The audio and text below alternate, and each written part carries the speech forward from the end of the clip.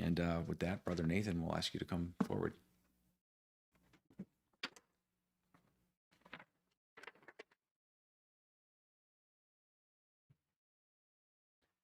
Makes it sound more exciting than it is, but that's okay.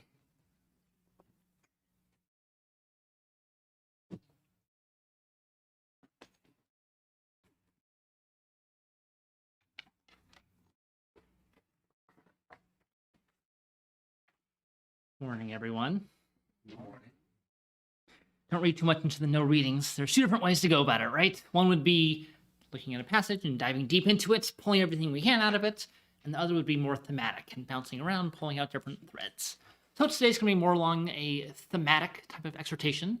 We're going to be talking about where are we going, right? Where are we going? It's a new year. We're about to start a new year. It's always a time for reflection, for planning ahead, for the thought of improvements, resolutions, right? I am Nathan Richard. Here are my qualities, XYZ, and I want to improve whatever it is in 2021. And I think that 2021 will have very different resolutions than 2020. I don't know about you, but I did not resolve to wear a mask more often, or I did not resolve to avoid people better a year ago at all. But I think there's going to be very different resolutions this time around. And after such a rough year for so many of us, I think it's time for some optimism. And we're all hopeful. We're waiting for the world to continue turning around. So it's fairly common to hear exhortations about people's experience in their daily lives, be it in a work environment or in a school environment. We hear lots of times students will talk about experiences at school. I've heard lots of exhortations about teaching, maybe about healthcare by workers in that profession, about farmers and gardening, perhaps sales and persuasion. Education is very common. So for myself, I work with factories. And it's a more, we'll call it a new job. It hasn't been around for over 100 years or so, into the last 100 years. And I work to look at what's being made, what a company produces, and is there a better way to go about producing that? All right? And so I think it's helpful to decompartmentalize. So there's a tendency to say, hey, this is my Bible life, this is my family life, this is my work life, which gets into problems because God is all in all. So when we look at all things together in the light of our Father, that's helpful. And secondly, we're going to be talking about factories and improvement as somewhat of an object lesson. There's a lot of applications, both in the new year as well as to our daily walk as disciples of Christ. So I have a question. Who is, or what is the most famous company in the world when it comes to manufacturing? Amazon? I would say not manufacturing. They've become famous. GE, probably back in the day, yes. Ford started it all, yeah. Nike. They kind of outsourced everything. I was going with Toyota. That's who I was going with. So I got a book here. And there are, I actually would have been interested to look at the stats. There are so many books and literature written about Toyota. So if you look in the auto industry, in the car industry, Henry Ford started it all off with the assembly line. Back in the early 1900s, they had the Model T rolling off the assembly lines, which made America really what it is, made Detroit what it is, made a middle class. And General Motors and Ford did excellent for the first half of the 20th century. And then, after World War II, 1950, 1960, 1970s, you had these entrants into the American market with Japanese cars. And Toyota was really the development of that. They had what was called the Toyota Way. And any class you'll take in college about operations management or supply chain or production will talk about Toyota. And so there's a million different reasons why, but let me read something from here that kind of talks about the Toyota mindset. It's not a Western way of thinking, all right? So here's an example of talking about ways to improve a factory, all right? So it says, step one, when people visit a production process, they make a good point and they make observations. We have understood what is waste, what is inefficient, and are able to spot problems, waste, and opportunities for improvement. Right? That's step one. Step two, we turn such observations into lists of action items. All right? Step three, we then prioritize or rank the items, maybe by voting on them or looking at benefits, risk versus cost benefits. Step four, action items are assigned to persons and teams, and due dates are established. So we've gone into a place, we've looked and said, hey, there's a problem here, here's the solution. Here's what needs to happen. Make it done. You're responsible. You do it by this date. And then step 5 is the manager focuses on who's to do what by when. You schedule regular meetings, review it every weekly, every bi-weekly to check people are carrying out on time the action items for which they're responsible. I don't think this is just factories. I think a lot of the Western world thinks in this mindset. So when I first heard that, I thought that's great. I've been in a whole bunch of different factories. I've worked in a bunch of different industries, and that's pretty much what we do. That's a good way to improve things, right? You watch a process for a while, see what's going wrong with it, and then you come up with ideas to fix it and make sure that it happens. The rest of the book is about why that process is terrible, which I did not expect at all. In my mind, I went, hey, this is great. This is a great thing that Toyota's doing. No, Toyota does the exact opposite of that. And that really surprised me. So the whole rest of the book's talking about the opposite of the thought of going to a place and saying what's wrong and fixing it. That seems like common sense, right? I mean, even in our Bible, in our daily walk, well, we read the fruit of the Spirit, and we say, aha, I have a problem. I'm going to be more joyful. And then we say, I'm going to do this and be more joyful. We got it, right? Or read, anything like that.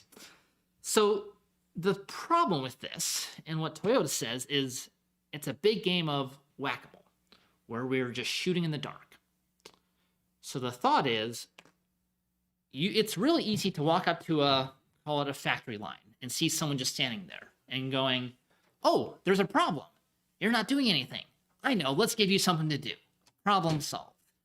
And what that is, it's just a complete shot in the dark. You have no idea where we're going. You have no idea what the best way to run the factory is. You have no idea what the end state will be.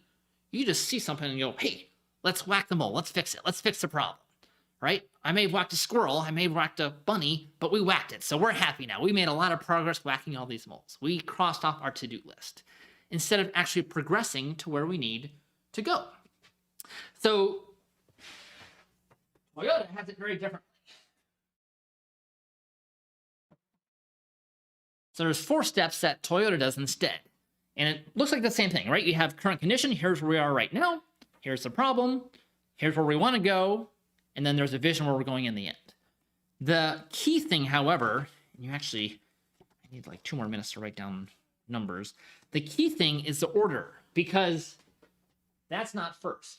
So in the whack-a-mole idea, you look at what's going on and then you start there, right? Then you find out what the problem is, then you whack that, then you go to the next thing and you whack that. With Toyota, they start with the vision. Their first starting point is the last thing on here, vision. Where are we going? What is the end state? Where are we trying to go? Start there, and then you go back and say, all right, so we're trying to be here. Where are we right now? Are we here? Are we here? Are we here? Are we here? Where do we compare to that vision? And now, once we clearly understand that vision and clearly understand where we are today, okay, now we can start saying, hey, there's a reason we're there and not there.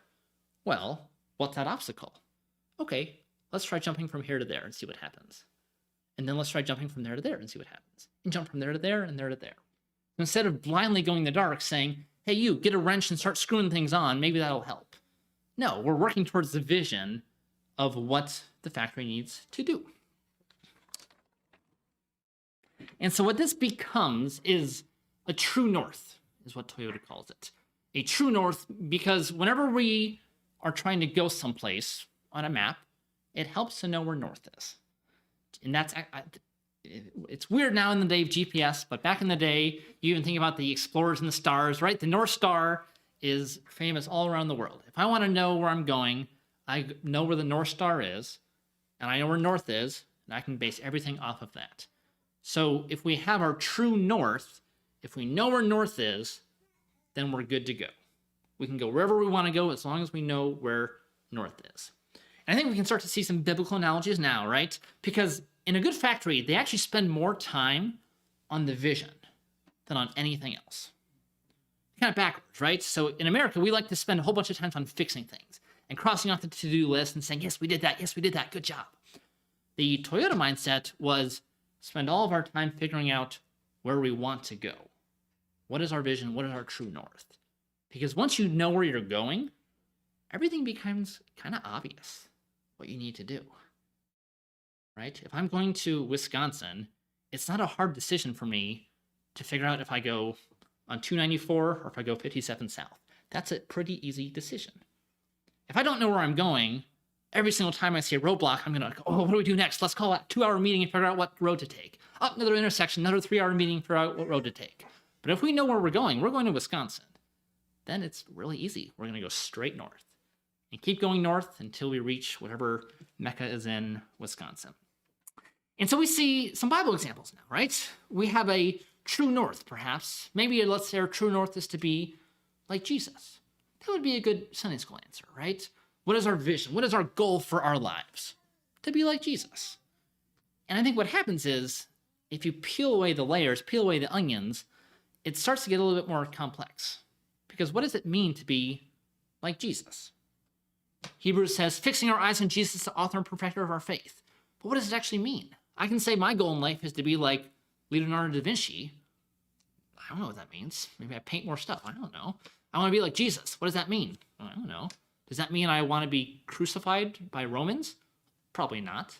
Does that mean I want to go around and have miracles and raise people from the dead? Not really my goal in life. So what does it mean? What is it about being like Jesus, as an example? That is a true north, a vision. Okay, maybe it's Jesus' obedience to God. And maybe our vision is less to be like Jesus and more to mirror his obedience to his Father. And that's how we want to obey our Father. All right, so how do we obey God when the instructions aren't crystal clear? Or when there's conflicting instructions? Or if there's things that we don't read about in the Bible that we have to apply or stretch or something like that? Right? I hope the point's coming clear. It's not easy to do. To come up with a true north statement, what our vision is for our life, it's not easy. It's really, really important because unless we know where we're going, we're never going to get there. Right? Unless we know where we're going, we're never going to get there. But to say, where are we going in life? That's not easy. It's really not. And I think without it, we tend to drift. We react to things. Hey, someone invited us here, so we're going to go. Why not? Right? What are you going to do today? Oh, I don't know. We'll see what happens. You're reacting. And we're doing what we're kind of taught to do instead of really challenging and thinking through. Instead of making intentional decisions, we're just kind of sitting in the back seat and letting the car go wherever that goes. Instead of saying, no, we are going to Wisconsin. Here's the address. Let's go. I think that's actually a scarily accurate picture of many people I know in America. That of kind of drifting through aimlessly and not having a true north, not having a vision. And I'm not immune to this. I also think most Christians and most Christadelphians don't have that vision. Where are we going? What is our goal? I don't think the answer is our goal is going to the kingdom, because that would be a death wish. That's what we want to do when we die. Our wish when we're dead is to go to the kingdom. That's not where I'm going tomorrow. That's not where I'm going in my life. My life is different, right? My vision for this life, how I glorify God today, well, that's not saying, I want to go to church. It's different. And there's thoughts about midlife crises and quarter-life crises where we get to a point in our life where we realize, either I don't know what I want to do, or, hey, I think I'm too old now, and now I can't change. I haven't done what I wanted to do. Because guess what? You can't go where you're trying to go unless you know where you're going. Unless you have that vision, unless you have that true north, you're not going to get there.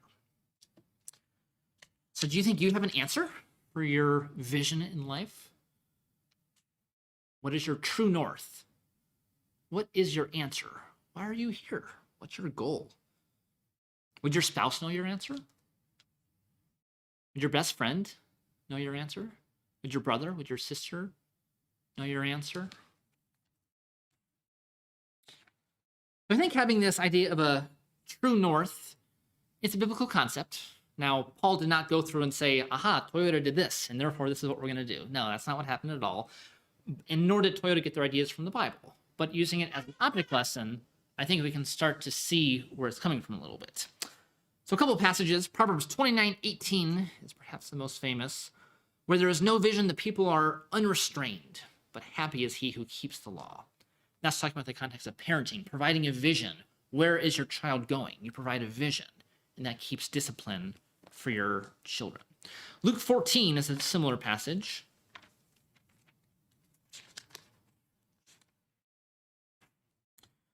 Luke 14, verses 27 to 30. Whoever does not carry his own cross and come after me cannot be my disciple. For which one of you, when he wants to build a tower, does not first sit down and calculate the cost to see if he has enough to complete it? Otherwise, when he has laid a foundation and is not able to finish, all who observe will begin to ridicule him, saying, "This man began to build and was not able to finish." You can't build a house unless you have drawings, right? We're not toddlers here playing in the sandbox and just seeing what pops out.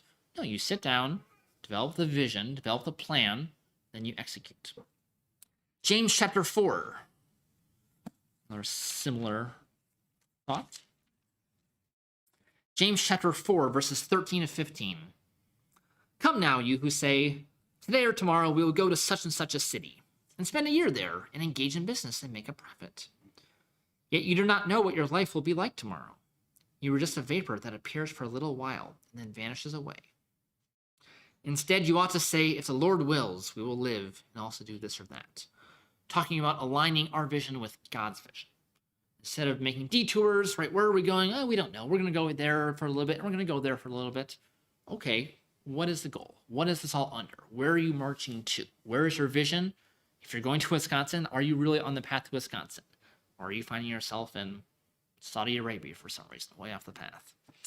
The last passage for now is Ecclesiastes chapter 12. And this is Solomon's true north. So the whole book of Ecclesiastes is Solomon reflecting on his life and the wisdom that God has given him. And here's what he arrives at. This is kind of his big moment.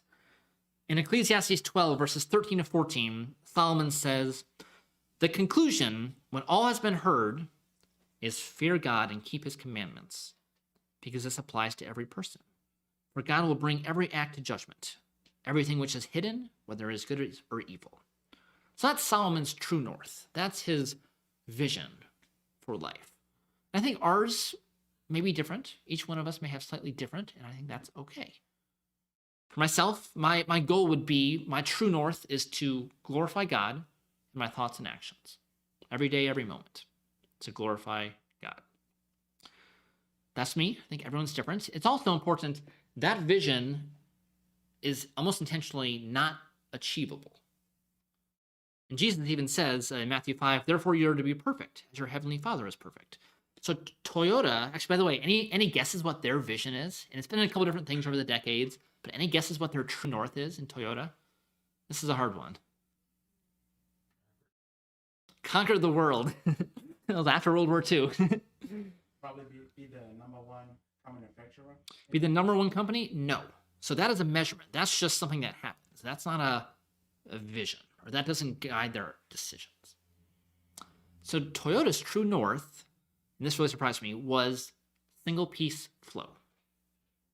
What's that? That means that their batch size is 1. So every time, if a customer orders, a customer is going to order 1 car. And when they order that 1 car, Toyota is going to order 1 piece of steel from the supplier. And that 1 piece of steel will arrive, and they're going to stamp it into a car door. And that 1 car door will be placed onto 1 car right when the car is coming down the line. And that 1 car will have 1 steering wheel put over, right just as we've ordered 1 piece of plastic from that supplier. It's all arrived at the same exact time, and then that's shipped directly to the 1 customer who ordered it. That's their true north. Single piece flow. Now that was bizarre to me, right? Because that's nothing like conquer the world or be number 1, but that drives all their decisions. Are they ever going to get there? No.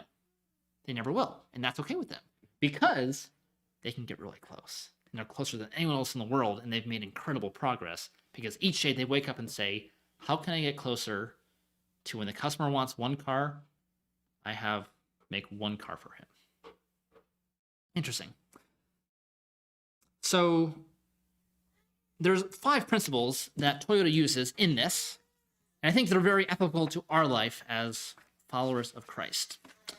So 5 steps, all right? So I'll read the 5 steps and we'll kind of go through, not that Bible characters follow these principles, but I think there's helpful applications for us. So 5 steps to move closer towards our vision. First step, after we had the vision, all this is after that vision. what is the target condition? So the target condition, right there, that's different than the vision. In Toyota's case, their vision is to have single-piece flow. Well, maybe the target condition is reduce, instead of getting a truck once a week from my steel supplier, get a truck twice a week. Okay, that's a good vision. Or that's a good next target condition, right? We're breaking it up into smaller goals. For us as Christians, perhaps, yes, we know our true north. That's the hard part, knowing where we're going. If it's glorifying God, okay, a next condition in, how can I glorify God in the first 45 minutes of my day? My first 30 minutes, 45 minutes is the same every day, right? It's a routine. You get up and do whatever you do. How do I glorify God in those first 45 minutes? Well, that's manageable, right? I can do that. I can tackle that.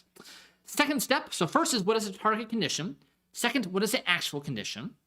Also really important, spending time understanding current state. If we're using that example of the first 45 minutes of a day, well, what am I doing right now? Is it the same every day? Do I change every day? So right now, weekdays are very different than weekends. So perhaps I need one approach on weekdays when I'm waking up at 5 in the morning differently than weekends where I can sleep in a little bit more. The Bible talks about this on both a macro and micro level. So on a big picture level, we are human. We sin, we fall short, and sin separates us from God. That is our current state. We are separate, broken apart from God. But also, at a smaller level, each week we come to the breaking of bread. And we look at our own lives, and we are told to examine ourselves and ask, where are we? What are we right now? How does that relate to our vision as embodied by Jesus Christ? So first, what is the target condition? Second, what is the actual condition? Third, what obstacles are preventing you, right? So we know where we need to be. We've broken it up into a smaller section. Here's where we are. Well, what's stopping us? What's in our way? Hebrews 12:1 says, let us lay aside every encumbrance and the sin which so easily entangles us. 2 Timothy 2:22 says, now flee from youthful lusts. Flee from sin. Run away from it. Fourth step is, what is your next step? So we know where we're going. We know where we are. We know there's problems in the way. In the case of our life, that would be sin more often than not. What are we doing about it? What's our next step? 2 Timothy continues on. Now flee from youthful lusts and instead pursue righteousness. It gives the problem and the solution. Psalm 121, I lift up my eyes to the mountains. From where shall my help come? My help comes from the Lord who made heaven and earth. So back to this 5-step process. We have our vision. We've broken that up into a target condition. Here's where we want to go, breaking it into a smaller step. Where are we right now? What obstacles are in the middle? What's causing the problems? What is our next step? How do we do something small, quick to overcome that? Right? Perhaps it's, in my example, it's of waking up in the morning. Maybe it's reading the Bible while I'm eating breakfast. Don't know. Last step is, when can we go and see what we have learned from taking that step? So what's interesting is our goal isn't necessarily to be perfect. Yes, Jesus says, be perfect as your Father was perfect, but we're not going to be perfect. Just as in Toyota's not going to make one steering wheel every time someone orders one car, right? So learning, we took a step, we made it smaller, we took a step.